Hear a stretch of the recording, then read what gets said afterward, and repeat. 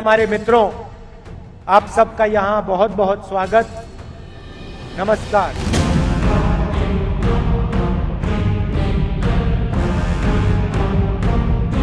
आप और हम मिलकर पूरे हिंदुस्तान में चुनाव जीतने जा रहे हैं। 2024 के लोकसभा चुनाव के लिए ये राहुल गांधी की ललकार है। उनकी विचारधारा राजाओं की विचारधारा है।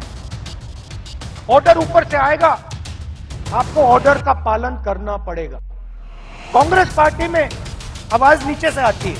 हमारा छोटा सा छोटा कार्यकर्ता हमारे किसी भी नेता को टोक सकता है। कांग्रेस की ये रैली पूरे देश में सुर्खियां बन गई, क्योंकि आरएसएस के गढ़ से राहुल ने भरी हुंकार है।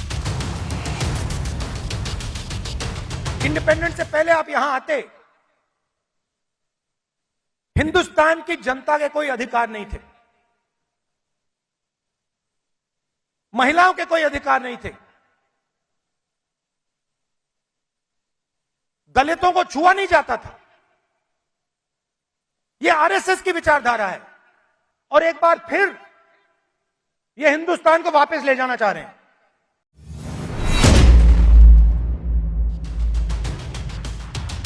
जिस मैदान में कांग्रेस की एक मेगा रैली का आयोजन किया गया, उस ग्राउंड का नाम कांग्रेस ने भारत जोड़ो ग्राउंड रखा। और खास बात यह है कि महाराष्ट्र के जिस मैदान में कांग्रेस ने अपने 139वें स्थापना दिवस के दिन लाखों लोगों की भीड़ जुटाई, वहां से आरएसएस का मुख्यालय सिर्फ 6.5 किलोमीटर दूर है।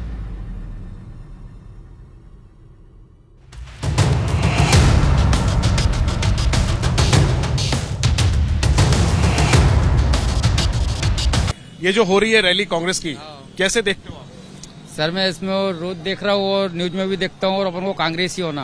अच्छा, हाँ आप कांग्रेस से ही हो? हाँ, अपन हमेशा देते, हारे या जीते अपन को एक ही मत होना, कांग्रेस बस। अच्छा, ऐसी क्या बात है कांग्रेस में? क्योंकि अपन आज से हमारे जो बुजुर्ग लोग हैं वो हमेशा कांग्रेस से ही इंटरेस्ट लिए, बाकी अपन को कोई चीज से मतलब नहीं है। 10 सालों से तो सत्ता में ही नहीं है। नहीं है तो जान दो, उम्मीद से आशा से आसमान टेका है, अपन तो उसके नीचे हैं। ये पक्के कांग्रेसी हैं और ये जिस उम्मीद से हैं, शायद यही उम्मीद कांग्रेस को भी है। आप बताइए, क्या नाम है आपका? राहुल सर। राहुल जी, ये बड़ी रैली हो रही है कांग्रेस की, जी हाँ। तो क्या देखते हैं आप, क्या फायदा होगा कांग्रेस पार्टी? होना तो चाहिए सर, परिवर्तन बहुत जरूरी है। लोगों के मन में सवाल है कि राहुल गांधी ने रैली के लिए आखिर नागपुर को ही क्यों चुना। क्या राहुल गांधी ये बताना चाहते हैं कि वो आरएसएस के गढ़ में घुसकर चुनाव के लिए चुनौती दे रहे हैं?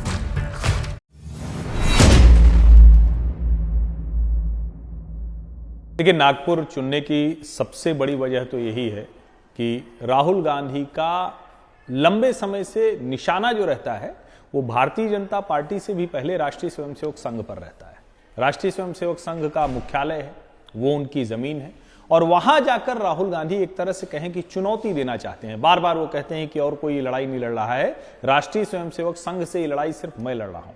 अब लेकिन सवाल यहां यही है कि एक सामाजिक संगठन से पूरी तरह पर जो एक राजनीतिक दल है वो लड़ाई लड़ेगा तो उसका कितना परिणाम मिलेगा, ये जरूर प्रश्न होगा। लेकिन उनके जाने की सबसे बड़ी वजह वहां राष्ट्रीय स्वयंसेवक संघ का मुख्यालय होना है।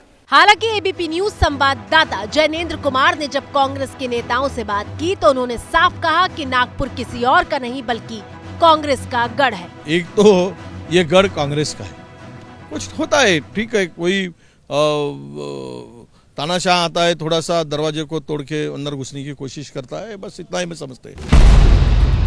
नागपुर में सिर्फ आरएसएस का मुख्यालय ही नहीं है, नागपुर में ऐतिहासिक स्थल दीक्षा भूमि भी है। दीक्षा भूमि में ही डॉक्टर BR आम्बेडकर ने बौद्ध धर्म अपनाया था।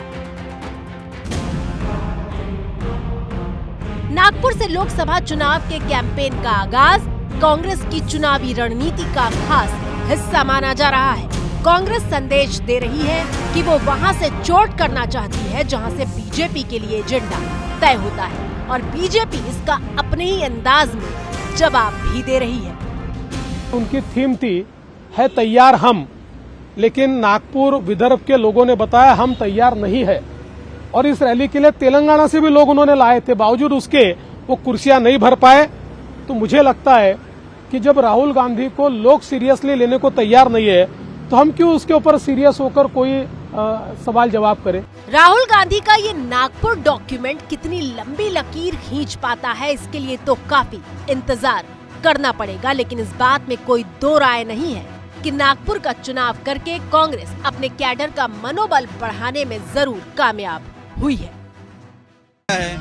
और जब जब कांग्रेस ने नागपुर से किसी चीज का आगाज किया है, उसको हासिल किया है। ये कांग्रेस की खासियत रही है। आप इसे योगायोग कहिए या और कुछ कहिए, लेकिन कांग्रेस ने जब यहाँ से आगाज किया, पहले नॉन कोऑपरेशन मूवमेंट का रिजोल्यूशन यहाँ पास हुआ, अंग्रेजों को जाना पड़ा, पहली राष्ट्रीय मूवमेंट। नागपुर को कांग्रेस अपना गढ़ क्यों बता रही है वो समझिए। 1952 से लेकर अब तक नागपुर लोकसभा सीट पर 18 बार चुनाव हुए हैं और इनमें से 13 बार कांग्रेस की जीत हुई है। बीजेपी ने 3 बार नागपुर लोकसभा सीट पर चुनाव जीता है। दरअसल 2014 और 2019 के लोकसभा चुनाव में लगातार 2 बार नितिन गडकरी के जीत दर्ज करने के बाद नागपुर बीजेपी का गढ़ माना जाने लगा। वो शहर नागपुर ही था जब इमरजेंसी के ठीक बाद पूर्व प्रधानमंत्री इंदिरा गांधी ने रैली की थी और विदर्भ रीजन की सारी सीटें कांग्रेस ने जीत ली थी।